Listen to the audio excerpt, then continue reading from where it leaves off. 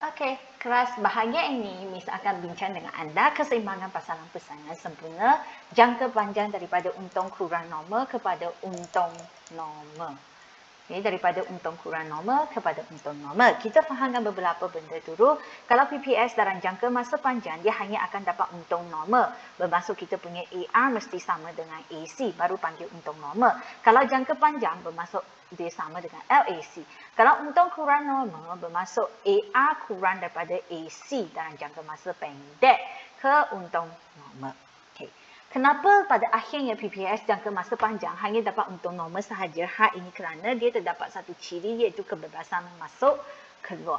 Bila firma dapat untung kurang normal, sebahagian firma akan keluar daripada industri dan ataupun mengecilkan saiz roji dia. Okey, sekarang kita cuba telitikan macam mana kita nak lukiskan dari segi gambar aja. Okey, ini P. Ini Q. So ini harga.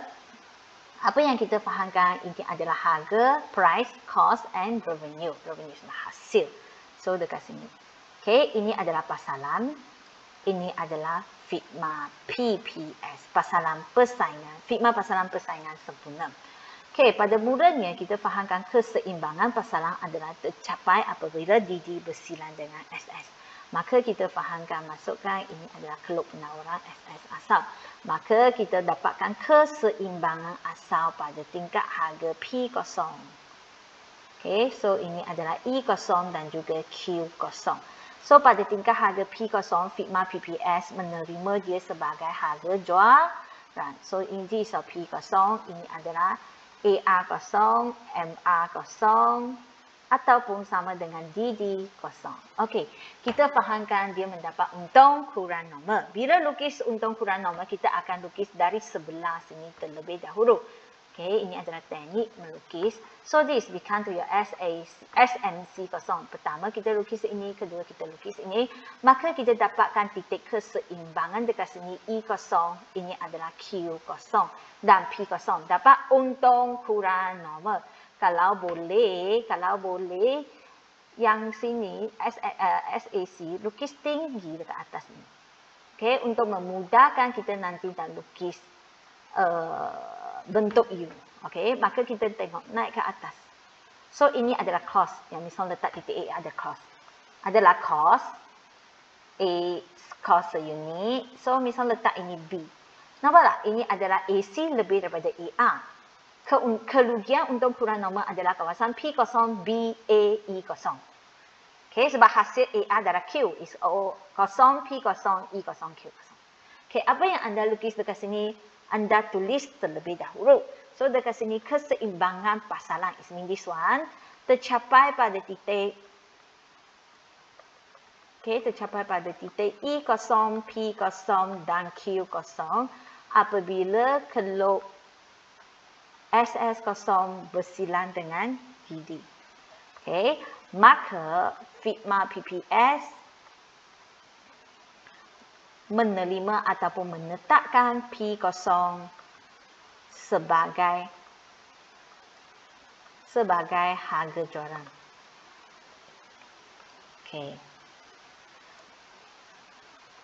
Okay, dan mencapai keseimbangan pada titik E0, P0 dan Q0 apabila SMC0 bersilang dengan MR0. Okey, dan beroperasi pada SAC0, maksudnya asal ini. Okey, figma mengalami apa? Figma mengalami untung kurang normal. Bermaksud bahasa kita panggil kerugian. Sebanyak P0, BAE0. Okey, kedua. Bila dapat untung kurang normal akan menyebabkan apa berlaku? Akan menyebabkan sebahagian figma keluar daripada industri.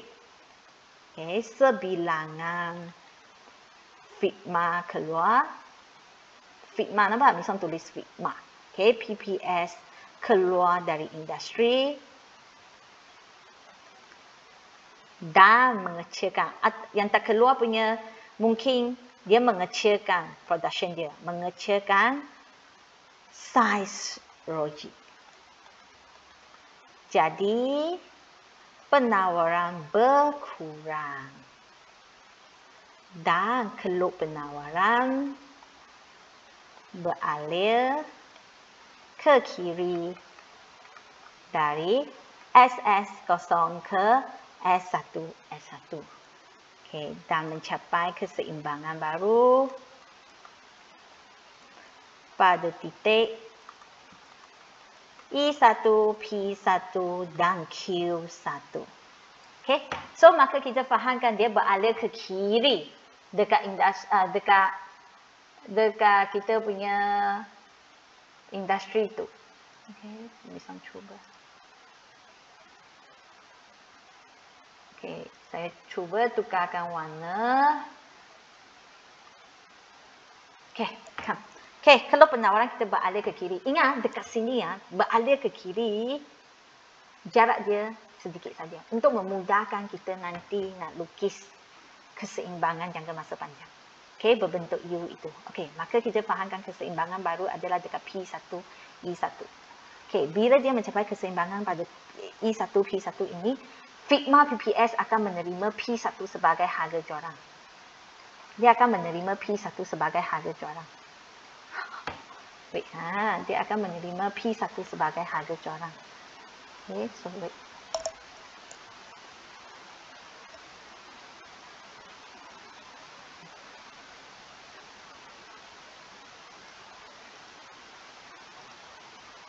Okay, dia akan menerima P1 sebagai harga jualan. Okay, dia menerima P1 sebagai harga jualan, maka ini merupakan P1 anda.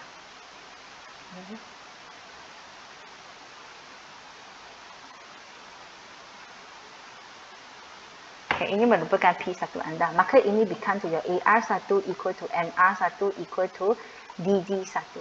So, benda yang keempat. Maka kita akan lukiskan SNC1 untuk mendapatkan keseimbangan. Okay, ini maka you akan dapat ini is become to your SNC1. Okay, so kita fahamkan keseimbangan dekat sini I1. Okay, turunkan ini become to the Q2. Boleh terima? Kita fahamkan akhirnya dia akan dapat untung normal. Kalau untung normal SAC minimum dekat sini. So, this become to SAC1. Okay, 4 ini yang kelima kita lukis dapatkan keseimbangan. Lepas tu masukkan SAC untuk dapatkan untung normal. Okay, semua ini masih lagi jangka masa pendek sebab misal masukkan SS short run. Okay, sekarang misal nak bagikan dia kepada jangka masa panjang. Okay, so kita tulis keseimbangan baru dulu. Okay, so keseimbangan baru ini kita fahamkan keseimbangan P1 sebagai harga jualan baru.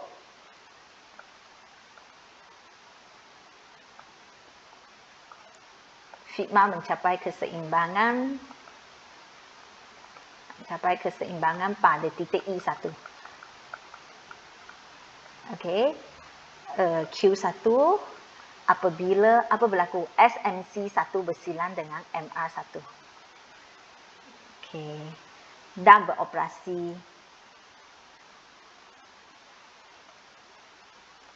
dengan SAC1. Okey. Sekarang kita nak buat jangka masa panjang. Okey, sekarang misal nak lukiskan jangka masa panjang. Kalau misal nak lukiskan jangka masa panjang, saya mesti ada LAC dan LMC. Okey, misal mesti ada LAC dan LMC. Okey, so sekarang saya nak lukiskan LAC dan LMC. AC dulu. Apa yang kita fahamkan dekat sini, ini adalah at the end punya keseimbangan dekat sini.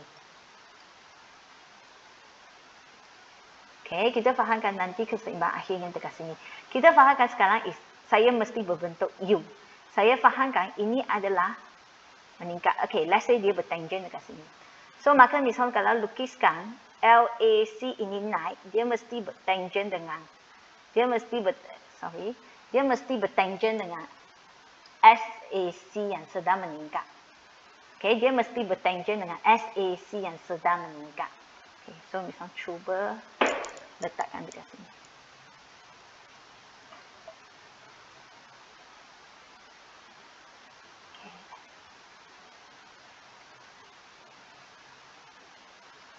tak boleh. Okey. Saya cuba letakkan. Wait. Okey.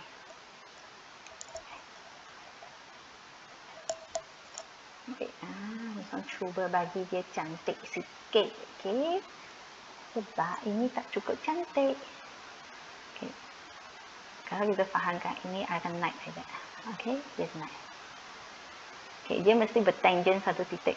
Tangent satu titik dekat sini dia naik. So this become to LAC. Okey, ini pula you lukis sebelah sini tak ada apa. You lukis titik minimum dekat sini, lepas tu you naik ke atas. So ini ada LAC. Nampak tak? LAC yang sedang meningkat. That means bahagian ini sedang meningkat. Dia mesti bertangent dengan SAC yang sedang meningkat. Okey, mesti mematuhi kepada ciri dia. Okey, lepas tu baru anda masukkan satu titik. Satu keluk lagi. Ini adalah LNC. So ini keluk yang ketujuh. Ini keluk yang ke-8 ni saya lukis. So akhirnya kita beritahu keseimbangan jangka masa panjang tercapai mana. So keempat ini anda beritahu keseimbangan jangka panjang tercapai pada titik, pada P1. Pada titik E1. Okey, apabila sigma tidak cenderung masuk keluar. Okey, kenapa tidak cenderung masuk keluar? Sebab semua dah mencapai untung normal. Okey, kerana semua sigma mendapat untung normal sahaja. Okey. Ini berlaku apabila LNC1 bersilang, ini sama dengan SNC1, sama dengan MR1, sama dengan minimum SAC1, sama dengan minimum LAC, sama dengan P1 dan AR1. Okey, ini benda kita naik ke atas, tengok dari segi gambar aja. Bermasuk dekat titik ini, cross titik ini. Tengok apa yang cross titik ini? SNC, LNC, nampak? LNC yang ini, LNC. So kita fahamkan SNC1 sama dengan LNC. Okay, so cross dengan apa? P1. Cross dengan apa? AR1. Cross dengan apa? MR1. Cross dengan apa? DD1. Okay, apa lagi kita tak tulis lagi cross dekat sini? Nampak tak?